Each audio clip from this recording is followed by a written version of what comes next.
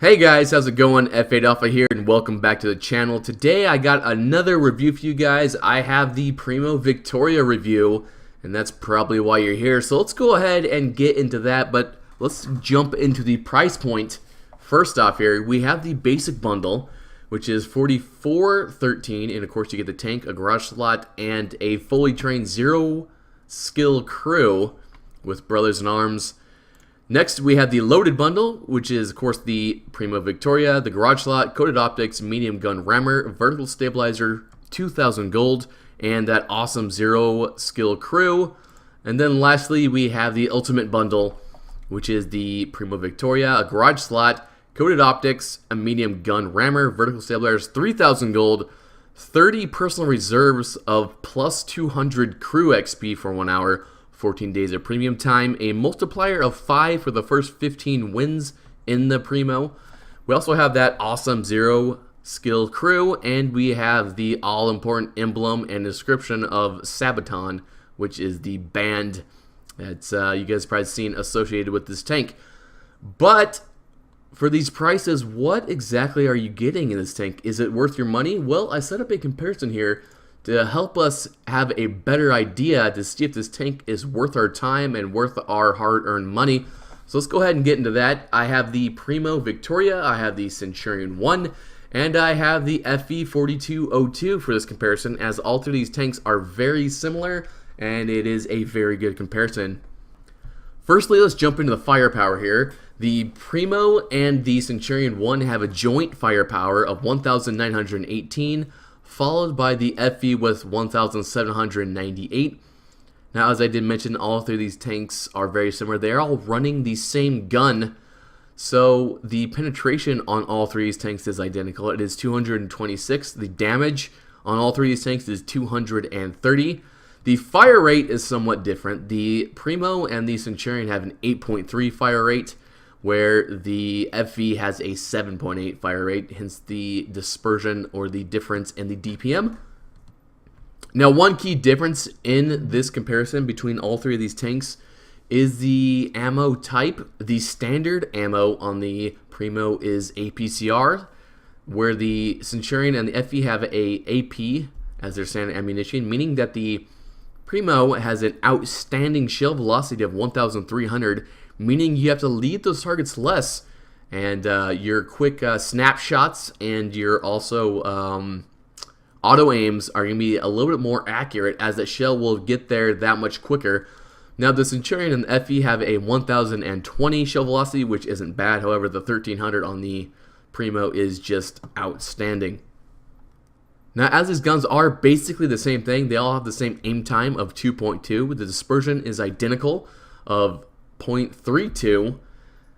The difference is in the elevation. The Primo and the Centurion have an 18 degrees of elevation.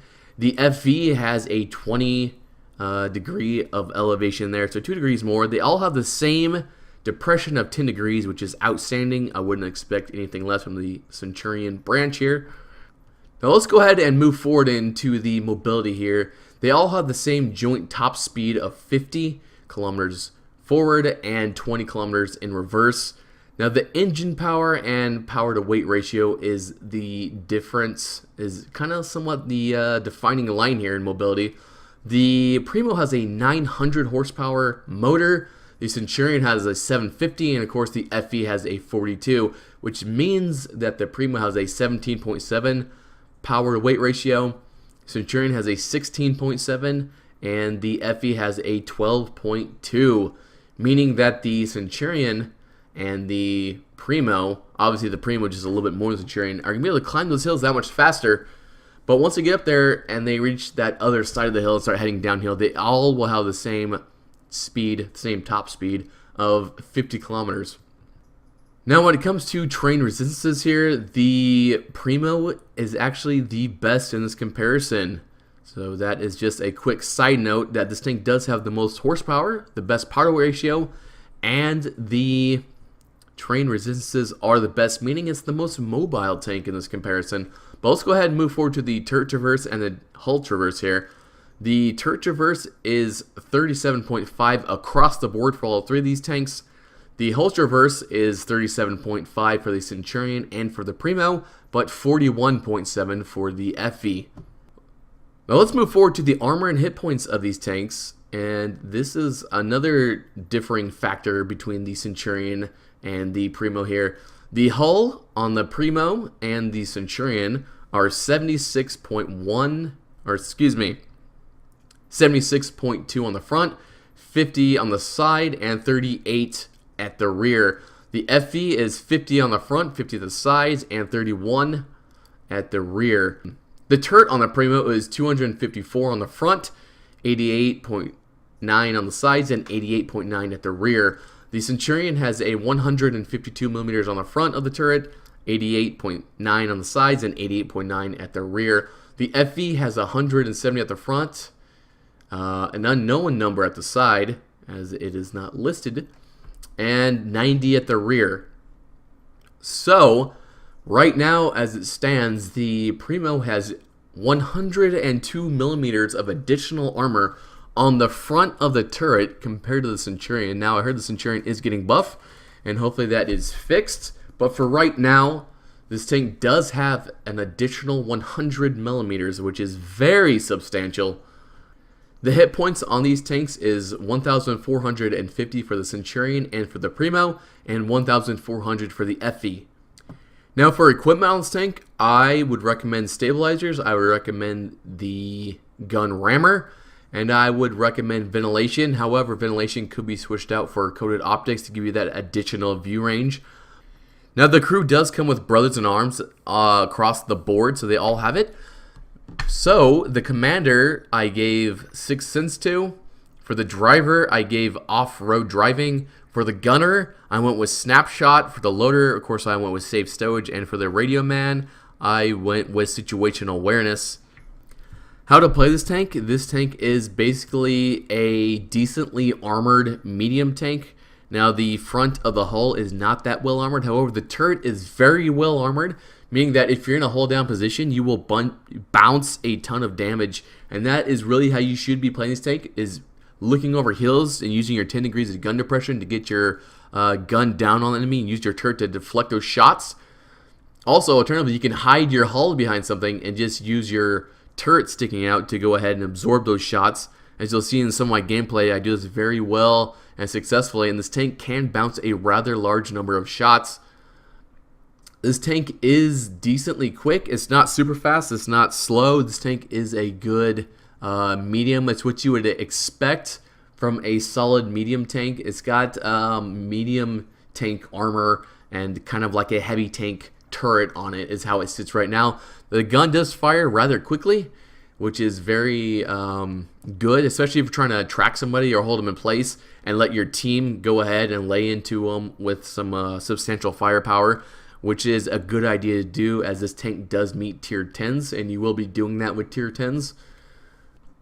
Alternatives to purchasing this tank right now, as it is $43.99, you could go ahead and pick up the Lorraine 40 ton for a couple dollars more. It is an autoloader. It does not have armor. I do have a full review on that if you want to check that out. Alternatively to that, you could go with something like the T-54 first prototype, as that tank is getting a buff in the very, very close future, and it will be even stronger in terms of armor, as this tank is known for its armor. That would be a very solid choice. Also, if you wanted to look into, say, maybe German medium tank, you could look into the Panther 88, or you could look into the Panzer 58, and that will be coming out later on this month. Personally, I feel this tank is a good addition to World of Tanks. I feel that the Centurion line has not really been given a lot of justice. I do like the Centurion line, however, I feel like the firepower is very lacking in the Centurion line. Sure, they have the awesome penetration of 226, but with 230 alpha damage, it kind of leaves you wanting a little bit more, and I feel that this tank, this Primo Victoria, kind of fills that gap somewhat, as the turret is bouncy and thickly armored, meaning that you can sit there and deflect those shots while you put in shot after shot into enemies, tracking them or setting them on fire or what have you. It is a good medium tank, a good all-around medium tank. If you're looking for something fun, something to go ahead and kind of grind out some experience and credits, that's a very solid medium tank. Not too heavily armored, but at the same time, not too lightly armored, then this is definitely the tank for you. I would recommend picking up. With that said, I would recommend picking up probably the cheapest bundle, as the equipment you can grind out in the game, and that is kind of the point of these premium tanks, is to make you credits, so you can grind out that equipment. And obviously it does come with a crew with Brothers in Arms already on them, and they are a 0 skill crew, meaning that you will grind out their second skill that much quicker. So with that, that's all I have to say about the Primo Victoria. That's my review. I am F8 Alpha, and I will catch you guys next time.